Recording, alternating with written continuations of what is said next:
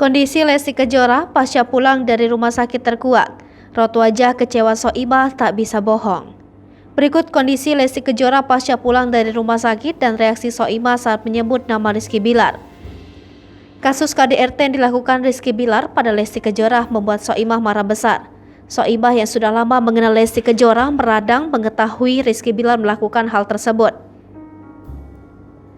Diketahui Lesti Kejora melaporkan Rizky Bilar ke polisi pada Rabu 28 September 2022 atas kasus KDRT. Rizky Bilar melakukan KDRT terhadap Lesti Kejora lantaran ketahuan selingkuh oleh sang istri.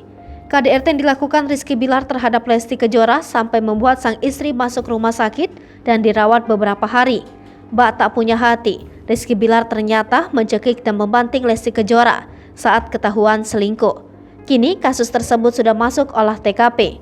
Saat Lesti Kejora dikabarkan baru saja pulang dari rumah sakit. Sudah pulang dari rumah sakit, Soimah pun mengabarkan kondisi Lesti Kejora saat ini.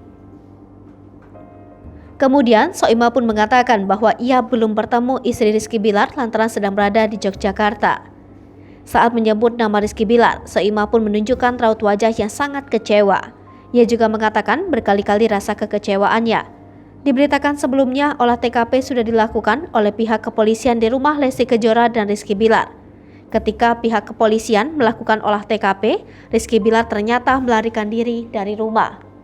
Pihak kepolisian juga menjelaskan setelah olah TKP, Rizky Bilar suami Lesti Kejora ini akan segera dipanggil Kamis siang Minggu ini.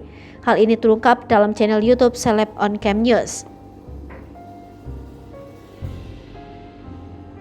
Pelaksana tugas Humas Polres Metro Jakarta Selatan, Nurma Dewi mengatakan, adapun olah TKP ini bertujuan mencari barang bukti atas kasus dugaan kekerasan dalam rumah tangga. Meski begitu, dalam olah TKP tersebut Nurma belum memastikan apakah akan menghadirkan Rizky Bilar di lokasi. Ia menyebut hal itu masih perlu dikoordinasikan oleh penyidik yang menangani kasus KDRT tersebut.